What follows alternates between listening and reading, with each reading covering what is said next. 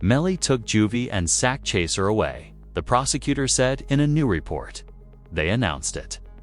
It was the prosecution who changed the evidence against Melly, unaware that he was being filmed confessing to the killings of Sakchaser and Juvy. He made the confession. The crime was committed 5 hours later, and Melly and Bortland were seen dancing in a parking lot.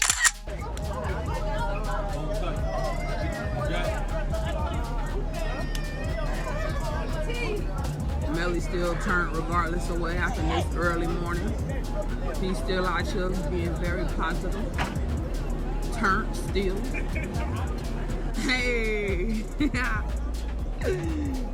No, still turned, regardless of what happened. You already know.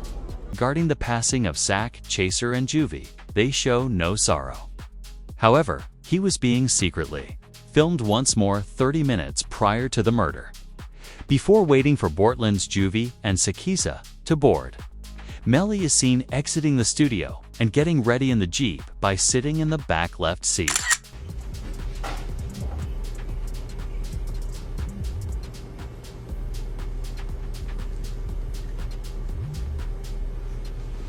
Excuse me, you're able to see? Yes? All right.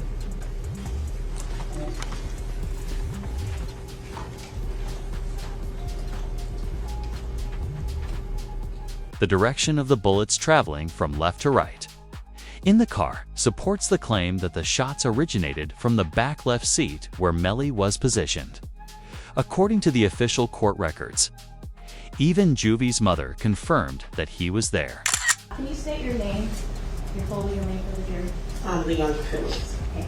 And are you related to one of the victims in this case? Yes, I am. How so? I'm his mother. And who is that? Christopher Thomas.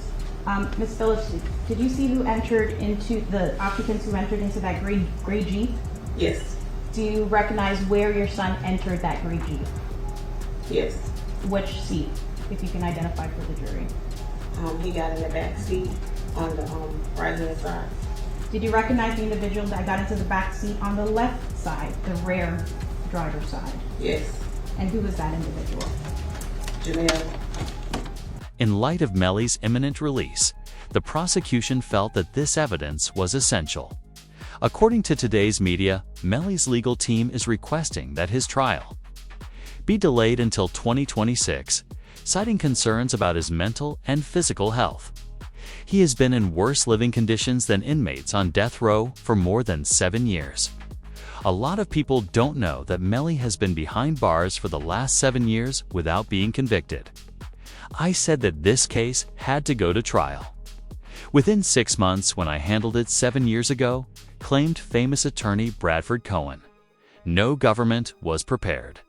It was a total failure of an inquiry. Winning required speed, and witnesses weren't always trustworthy. Melly has been waiting for a bond for almost 2,000 days since he couldn't finish it in time. Let me repeat myself. Mr. Devins has to make an informed decision about who he wants as lawyers. He's now been sitting in our jail for 2,159 days. So, how long would you like to be able to make that decision?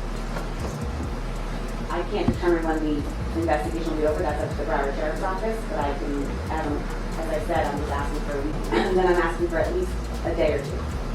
At You minimum. decide by tomorrow. I've also reserved all of tomorrow.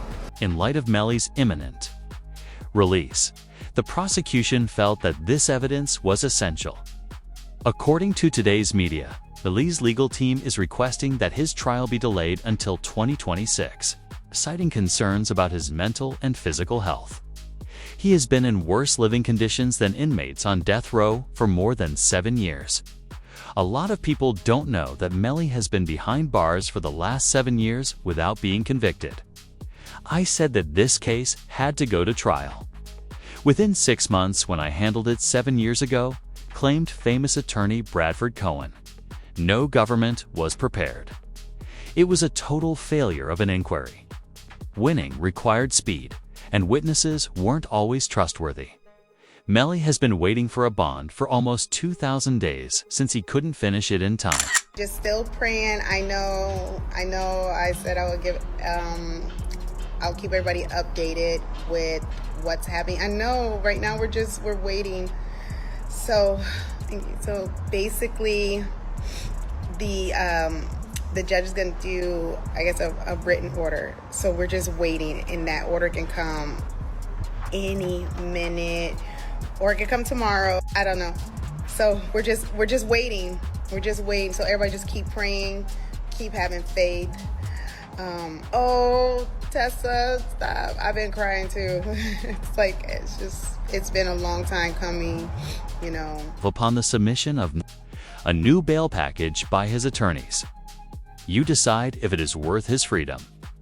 Melly's attorneys recommended an unknown bond funded by his record label, 300 Entertainment. As previously mentioned, Melly would have an ankle monitor put on, be under home arrest, and be continuously watched if she were approved. As one rapper put it, "That boy Melly is coming home. I feel it."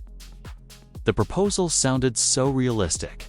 They also have hard proof that he is being treated horribly in prison, which is illegal, according to his mother. You saw Melly's statement just saying how he's been hurt, how he's scared for his life. As a mother, how did that make you feel? It's heartbreaking. It made me feel completely helpless. Broward Sheriff's Office definitely needs to be investigated. I mean, they are making up their own rules. We tried to go to court about this situation. The judge really doesn't have any jurisdiction when it comes to the jail, because we actually had a hearing about the mistreatment of him, and the jail they make their own rules. And I don't think that's fair, because I know that they need to answer to someone. They continued by referencing evidence from earlier trials, disputing the prosecution's contention that Melly committed the crime inside the Jeep, saying that GPS data shows her walking down the street and hiding in a bush. The part where he's saying that someone just shot the car up and was trying to shoot him. So I asked him if he was okay, where he was, and he's like, there's a car coming behind him, like hiding. He was like, there's some, yeah. He's like, yeah, there's some. I think they're still out here or something. So I'm like, are you okay? He's like, I'm okay. I said, well, where are Sac and Juvy? And he said, I don't know if they're in the car. I think they're... They then backed up the claim that there was a drive-by gunshot. The idea that the vehicle that carried out the purported drive-by was the firearm's owner is supported by the fact that no firearm was ever discovered during the first trial. So the first thing is I didn't have a firearm, so I can't know which firearm I'm going to use in order to replicate any of my tests. So I can't make tests for this determination because I don't know what firearm was used. Okay. Despite the prosecution's apparent contingency plan, as Melly's chances of fleeing increased, the situation got so hazy that some people believe the Florida legal system is corrupt. They allegedly made deals with Portland. And Mariah Hamilton, Melly's ex-girlfriend, Mariah had been living in hiding outside of the United States since Melly's first trial. She had not shown up for her scheduled testimony against him.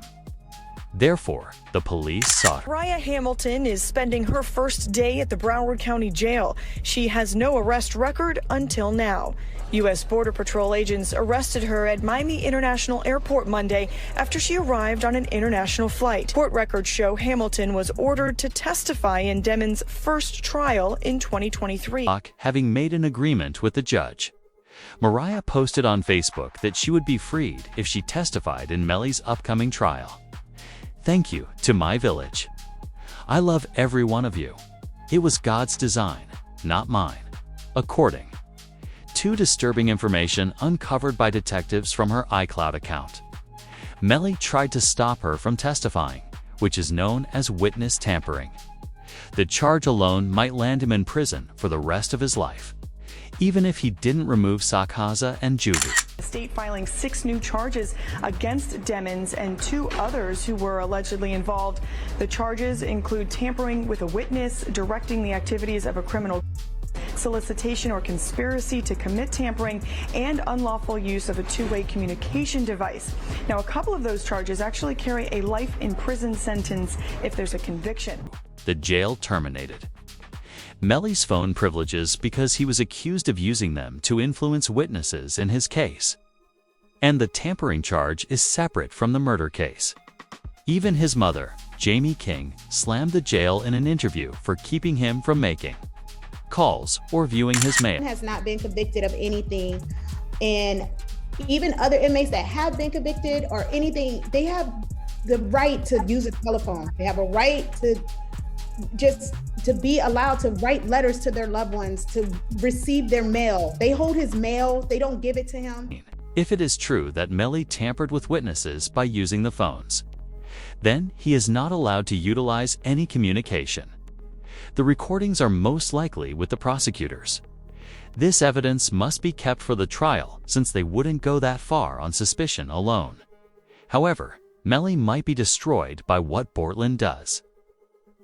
Melly's lawyer had previously attempted to blame Portland at the first trial, in case you didn't know. Has not been convicted of anything, and even other inmates that have been convicted or anything, they have the right to use a telephone. They have a right to just to be allowed to write letters to their loved ones, to receive their mail. They hold his mail, they don't give it to him. However, Melly will be prohibited from using any communication devices if it is proven that he used the phones to influence witnesses.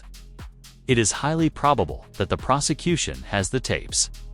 They wouldn't go that far on suspicion alone. Therefore, they must be keeping this material for the trial. But Portland might destroy Melly with his axe. Just in case you were unaware, during the initial trial, Melly's attorney had tried to place the responsibility on Portland. For his lies. Cortland Henry shows up at Memorial Hospital, Miramar. You don't see him sitting there, but where you will see him sitting is in the driver's seat of a car with two bodies, a car riddled with bullets. And when he shows up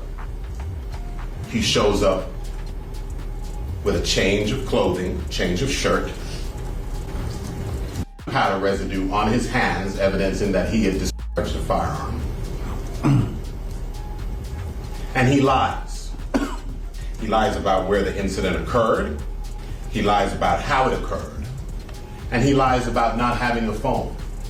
I think it was Miss Bradley herself who said, everybody has a phone in his pocket, not Cortland Henry. Beginning, he claimed Portland had been lying to investigators. The person with gun residue on his hands was Sakchaser and Juvy's companion when they died. A forensic expert also provided further details about the substance found on Portland.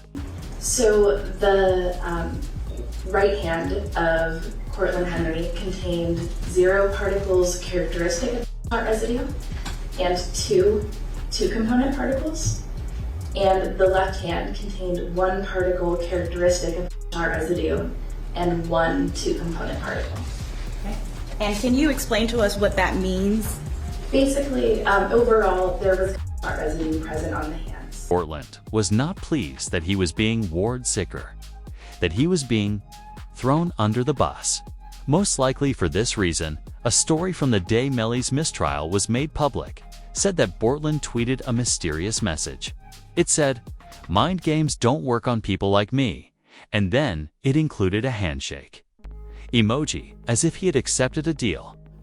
If Portland is tried with Melly, prosecutors might use his initial police interview from the night of the crime, in which he is discovered to have lied to protect. Okay, tell me what happened. Man, I was playing music, getting off the exit. I was already getting sleepy, almost home. You know what I'm saying? And like just out of nowhere, like I just heard, you know what I'm saying? So and I ducked down, you know what I'm saying, in the car. Actually, and I almost crashed the car. Let me back you up a few minutes. Where were you coming from? I was coming from the studio, from Fort Lauderdale. Fort Lauderdale studio. Which way did you take? I took I-75, 595 to 75. Then you took 75. Detectives quickly realized that Portland's story is nonsensical. Although he makes an effort to appear credible, his deceit is uncovered. Here's the hard part where we're having a hard time to understand, is that we shut down that entire area and we had officers shoulder to shoulder walk it out. They didn't find as much as one shell casing. They didn't find one piece of glass. Nothing.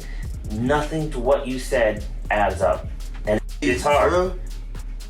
Bro, I'm telling you, bro, that's the class. I mean, for whatever reason, your two friends, are these your good friends? Yeah, that's what I'm saying. These my like. These your two, I'm assuming close friends. Yeah, we got. And you're doing them an inservice by not telling us the truth. I'm telling you the truth, sir. I don't like. How? What do you want? How do you make shell casings disappear? I don't know. How can I tell you about a shell case? Portland grows. Angrier as the investigators start to question. I told y'all the story, and that's it, bro. I don't even want to talk about it no more. Like, cause I told y'all. Like, I don't know. Like, I don't know. Okay, just so you know, all right, because you're saying, well, I don't want to talk anymore. There's going to be a lot more questions. There's, and we're not trying to piss you off. The thing is, we don't know your friends. Yeah. So the reason we have to ask all these questions, because the more we know about your friends, your lifestyle, your friend's lifestyle, your friends, his friends, and the circumstances surrounding today, the more, the easier it's going to be for us to try and solve this. That kind of resistance during questioning is standard procedure for police, who then continued the interview. Keep him talking long enough for him to fumble over his story or accidentally expose too much. The officer is beginning to ask about other parts of the... And I'm driving, ducking for my life, trying to make sure I don't get hit. And you telling me, you telling me about shit. I don't know. You know what I'm saying? I'm trying to make sure I don't get hit. I'm driving. I'm trying to make sure I don't get hit. You know what I'm saying? What I'm gonna be worried about? You know what I'm saying? I know it's not for you to worry about. Shit crazy, bro. But if you tell me it happened there's got to be some evidence there. There's going to be broken glass, just like there's broken glass over here when you guys open the doors and stuff like that. Okay, there's going to be broken glass over there when the windows got out. There's going to be casings from the people at your car. Okay, there's going to be evidence over there. Okay, right now there's nothing. I kind of think I know what happened because I got information. Officer asks, if you know who did this, would you tell me? As they time their interrogation, by just telling me the truth, even if it's something that I don't want to hear, but I respect the truth rather than BS. Okay, and it's a simple question. If you knew who did this, okay, you may or may not know. If you knew who did this, would you tell me? It's either a yes or no question. Answer. Honestly. Yeah, honestly. The truth. You wouldn't? Because I wouldn't want to be a part of it. I wouldn't want to be. 2. At no point does Portland state yes or no. Rather, he nods his head no. Should Melly really be at fault? Portland would know. Portland was worried about his reaction and raising red flags with the authorities, so he kept quiet.